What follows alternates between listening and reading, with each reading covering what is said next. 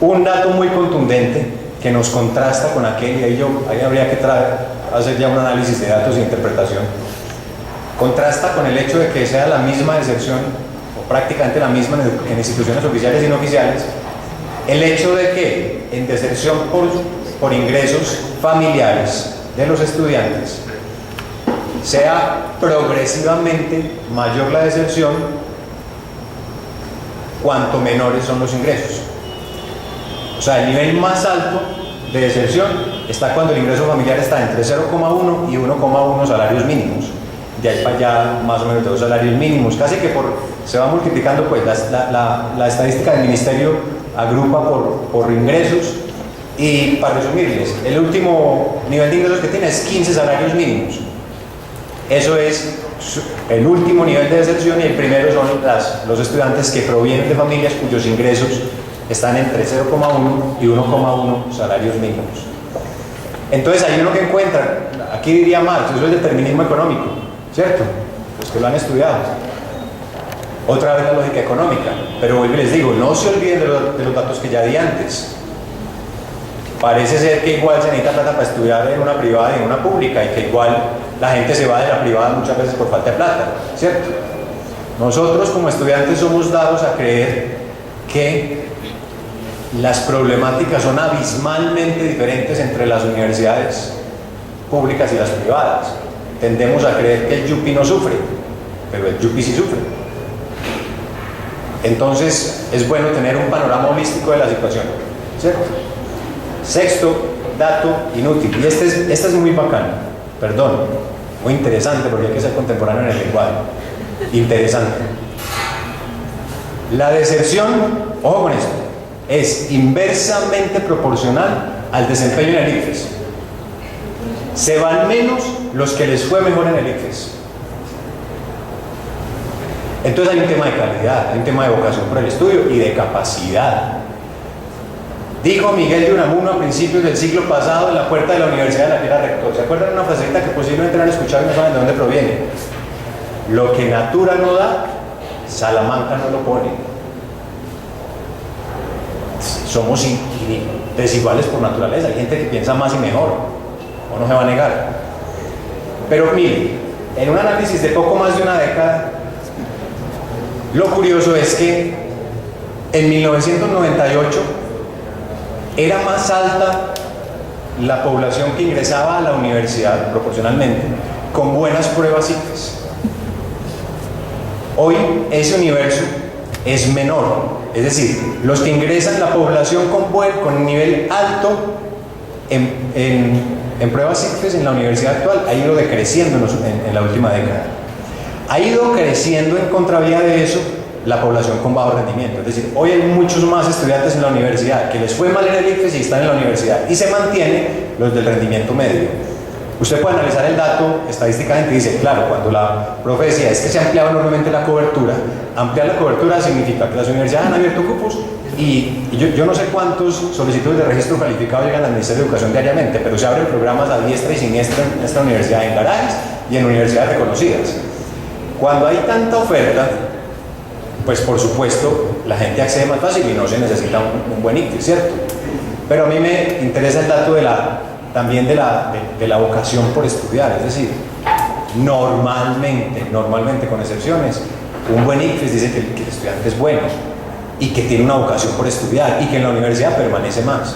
Posiblemente tenga las mismas dificultades socioeconómicas de otros tantos, pero permanece más. Eso lo dice la estadística. Entonces es interesante también ese dato. Otro, y este sí es muy curioso: hombres desertores, mujeres menos desertoras. Desertan más los hombres que las mujeres en la educación superior, dice la cupita del ministerio. Y este es muy bonito, este dato que sigue es muy bonito. La deserción de estudiantes universitarios es inversamente proporcional al nivel educativo de la madre. Dato curioso, no sé, pero es real, estadísticamente lo dice el ministerio. Mientras más nivel educativo tiene la madre, hijo de madre profesional deserta mucho menos que hijo de madre no profesional, incluso lo tiene con educación básica, con educación tecnológica, con educación universitaria. Eso es muy bonito. Las explicaciones vendrán. Otro motivo de tesis para sociólogos, para trabajadores sociales, para psicólogos. ¿Qué tiene que ver el vínculo agente maternante, hijo, con la deserción a nivel de educación superior? No sé. Todo esto lo saco yo con mi curiosidad intelectual, con mi videojuego intelectual ahí en la página del ministerio. Muy aburridor esa página, pero ahí está. Se pueden ir ahora a la casa y en vez de ver el capo, se ponen se meten y yo creo que ahí se pueden divertir. Complementario con el dato ICFES, el noveno dato útil o inútil. La deserción es considerablemente mayor entre quienes al momento de presentar el ICFES trabajaban que entre quienes al momento de presentar el ICFES no lo hacían.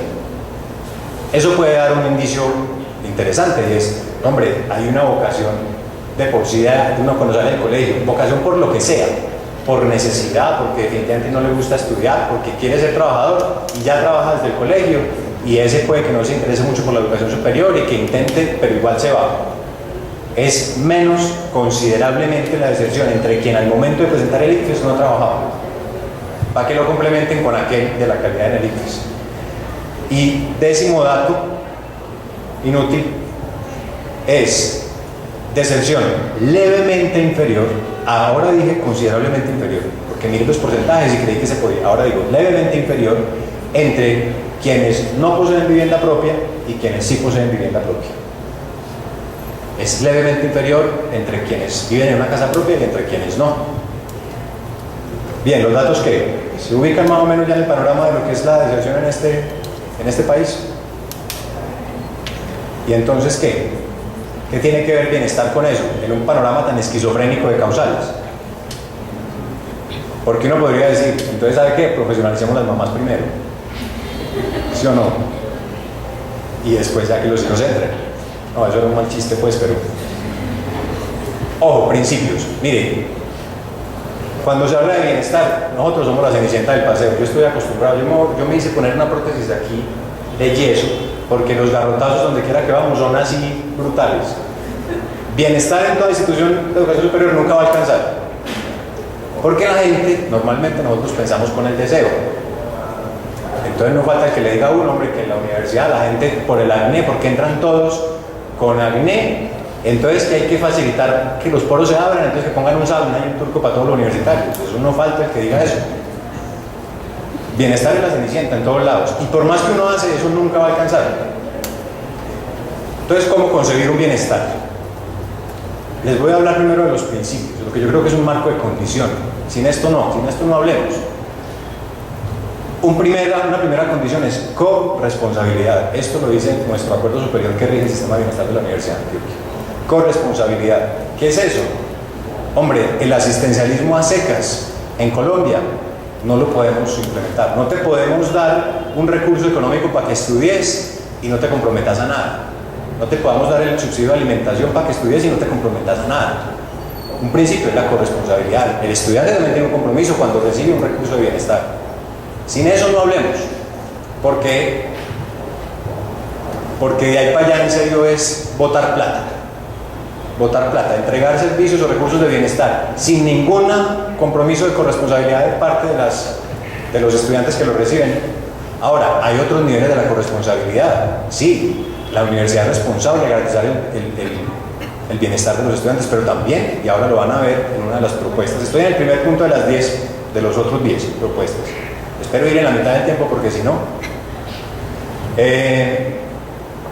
corresponsabilidad, por ejemplo, de la sociedad y del sector empresarial, facilitando recursos, y corresponsabilidad del Estado. O sea, me aplica eso para, digamos, la filosofía del servicio, pero también para la gestión de los programas de bienestar. Acceso con inclusión sería la segunda condición de posibilidad. A uno le da ganas de llorar cuando nosotros estuvimos el viernes pasado en nuestra seccional en Urabá y nos dicen que en Urabá se acaba de graduar un estudiante invidente. Eso es, a mí se me pone la piel de gallina cuando lo vuelvo a decir, porque eso es acceso con inclusión. Dignidad, y entonces viene Hombre, dignidad no es el turco para los estudiantes barrosos, no, no puede ser. Es que usted transite por la universidad por unas mínimas condiciones de dignidad y que nos pongamos de acuerdo en qué es lo mínimo, ¿cierto? Y ahorita les voy a decir entonces qué consideramos que es lo mínimo. Oportunidad, y esto es importante, mire, cuando hablamos de permanencia es que usted no se vaya, pero que tampoco se jubile, por Dios, muchacho. O sea, así como en las empresas llaman a la gente a negociar cuando va a cumplir el tiempo de jubilación, ahí ve, nos toca llamar a un estudiante, venga, ¿usted cuánto necesita para que vaya? O sea, llevas 16 años aquí, ¿qué más querés? Eso es oportunidad. Hermano, venga, lleve un promedio decente de créditos, porque es que un año más que usted se demora en la universidad es un año, es un cupo menos que tiene otro que salió de 11. Eso es oportunidad, transite con unas condiciones de oportunidad. Y el último principio de ese estoy hablando de las condiciones de posibilidades, la solidaridad. ¿Qué significa eso? Que aunque todos tengamos acceso a los recursos, nos digan que podemos acceder a ellos, hombre, accede primero el que primero lo necesita, el que más condiciones de vulnerabilidad tiene. Ese es el primer punto de los 10 segundos. Ahora, el segundo gran punto, y aquí voy a recurrir a un principio muy básico que tiene más de 2000 años en el pensamiento occidental. Todo pensamiento, toda concepción del mundo, por lo menos en Occidente y también en Oriente, ahora que lo pienso bien, es una concepción dual. Es una concepción dual. Los griegos hablaban de equilibrio mente, cuerpo-mente, o cuerpo-alma, la mente, la psique, el espíritu, eso llamémoslo alma, y el cuerpo. Y ellos, filosóficamente, decían